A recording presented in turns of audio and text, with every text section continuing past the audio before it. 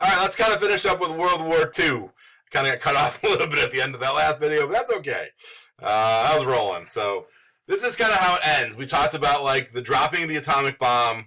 Obviously knocks out Japan, and that's the last, and they're the last Axis power standing.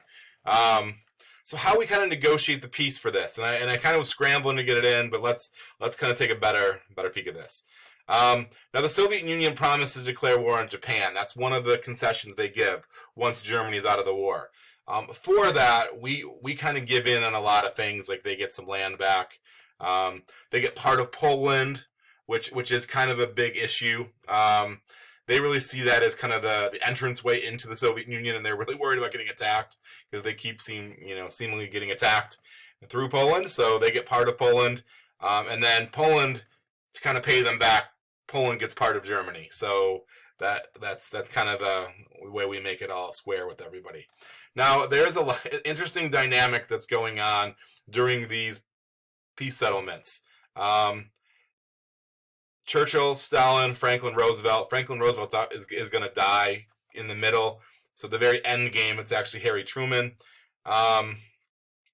Winston Churchill especially does not trust Joseph Stalin and the Soviet Union. Do not trust them at all.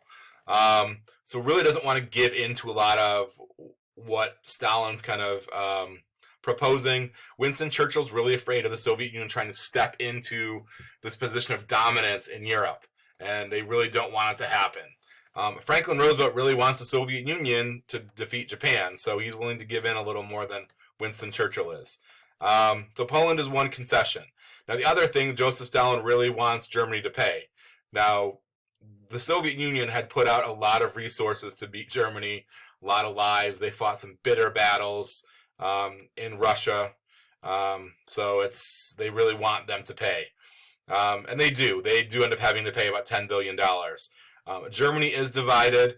So the United States, France, Great Britain, and the Soviet Union all kind of split Germany up.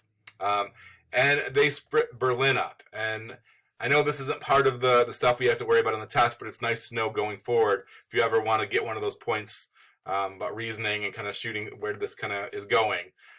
Remember, there's literally going to be a East Berlin and West Berlin being the Free Berlin, and then West Germany, which is like the Free Germany, and then East Berlin is controlled by the Soviet Union, and East Germany controlled by the Soviet Union is there's a fence and people keeping them in there. So East Germans want to go to West Germany because that's freedom, and there's guards with guns that won't let them leave, and you've got East Germans scaling the fences at night to try to get over to the West German side to escape.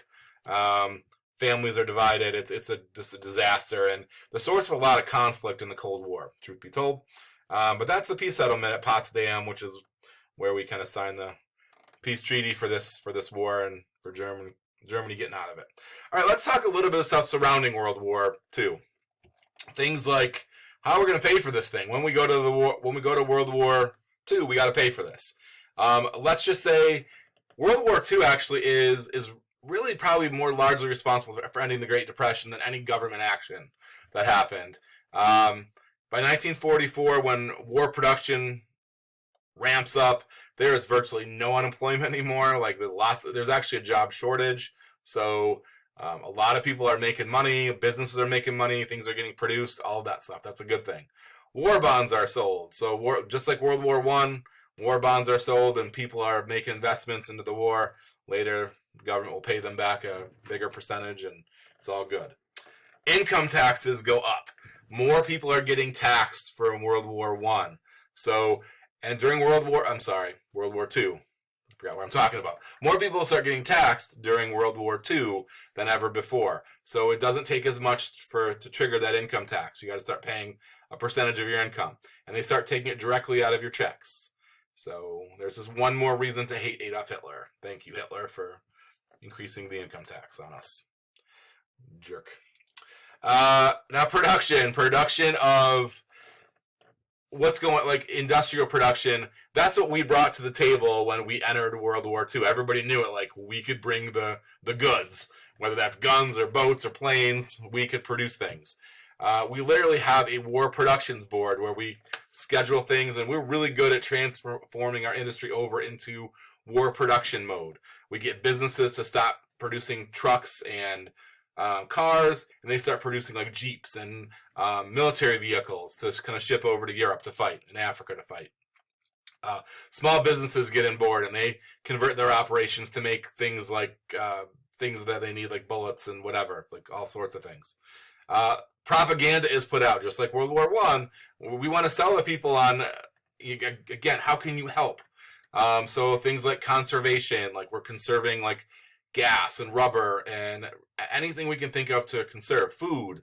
So again, with the victory gardens, like plant a garden again. We're back at war. Plant another garden. You're gonna need to do that.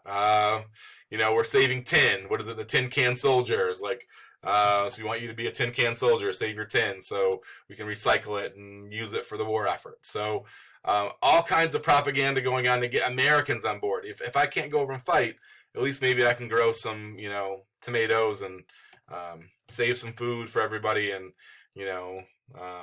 conserve things and that sort of thing. Okay.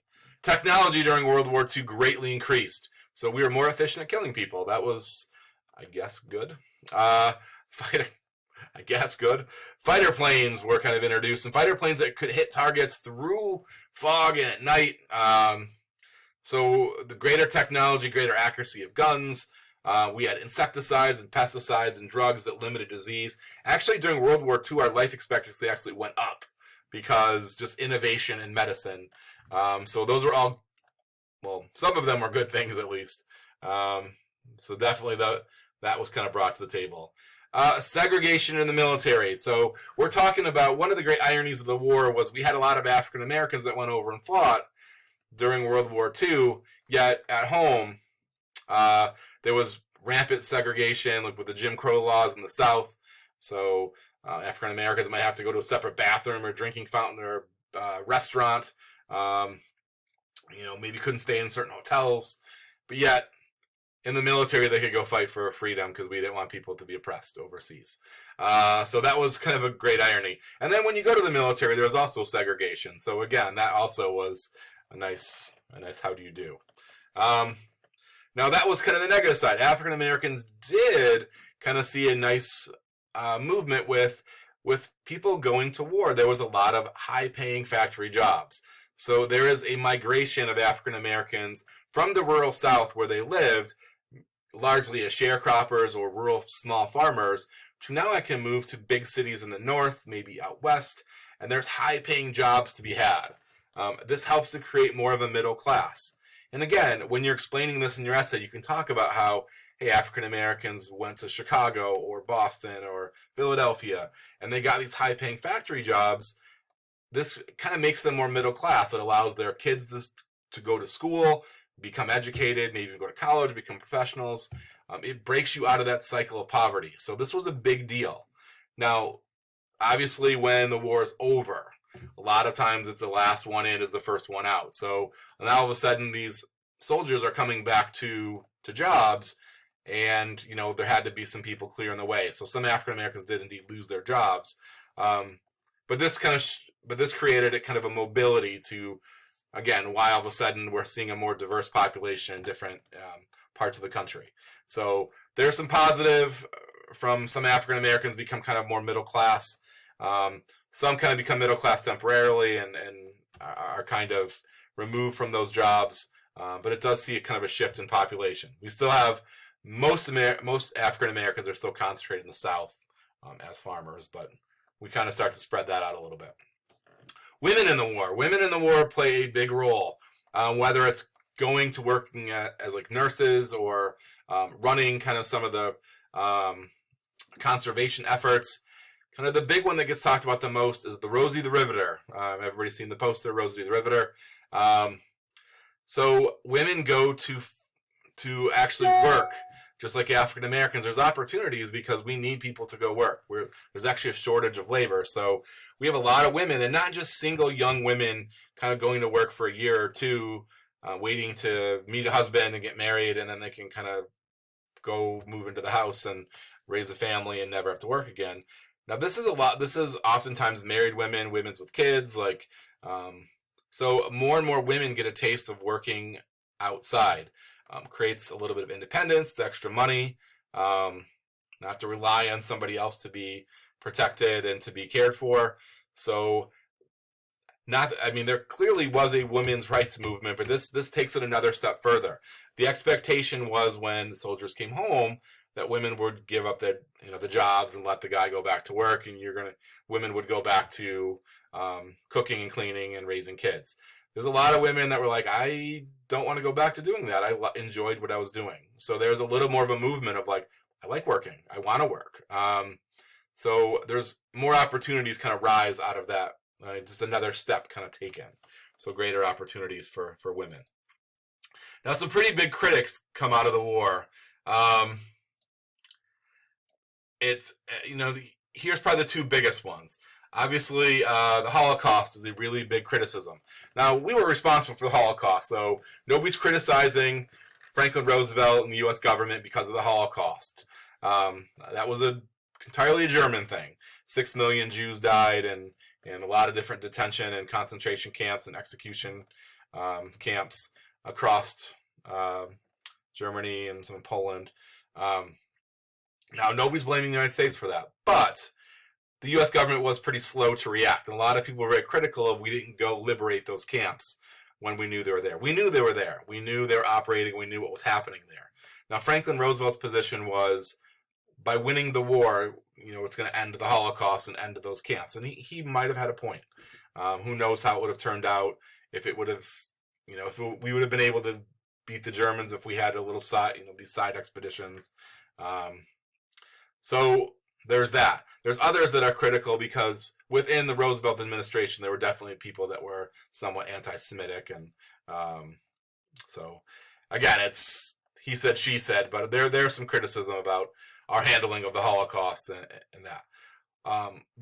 What isn't really up for debate, this is a bigger criticism, is Executive Order 9066, which Franklin Roosevelt issued, basically putting Japanese Americans into our own work camps and internment camps. So Japanese Americans are rounded up, and these are Americans that didn't voice any kind of treacherous behavior or pledge any loyalty to the Japanese. These are just Americans that were going along with their lives, and eventually were rounded up and said, like, you got to come with us for national security purposes. So they put them in these camps, and a lot of Japanese Americans lost jobs. They lost homes because they couldn't make their house payments. They lost businesses because obviously they weren't there to run them. So a lot of people lost a lot of money and a lot of, obviously just the loss of freedom being put into these internment camps. Now, the conditions weren't the same as if you were a Jew going to one of the concentration camps for the Holocaust, but again, loss of freedom is loss of freedom. It's never a good thing. Now, there was a Japanese American that sued. His name was Fred Korematsu. He sued the U.S. government saying, like, hey, I didn't do anything. I don't know why I'm being put in this camp. This is pretty discriminatory, which it was. And in 1944, the Supreme Court didn't see it that way. In 1944, the Supreme Court basically said, like, hey, this is for national security. We have every right to do this. We're just protecting our interests, is kind of what they said. So Fred Korematsu lost. Even when he made it to the Supreme Court said, no, this is purely within the rights of the U.S. government to do this. Now, obviously, in the years after World War II, this is a major black eye on the U.S. government to say, like, this was okay. In the 1980s, actually, President Reagan did issue some reparations for those surviving that were put into these internment camps. So there was a little bit of acknowledgement by the government, like, that we screwed up. But this was one of the critical aspects of World War II, or our handling of World War II back home. Okay, this wraps up a little bit of talking about World War II.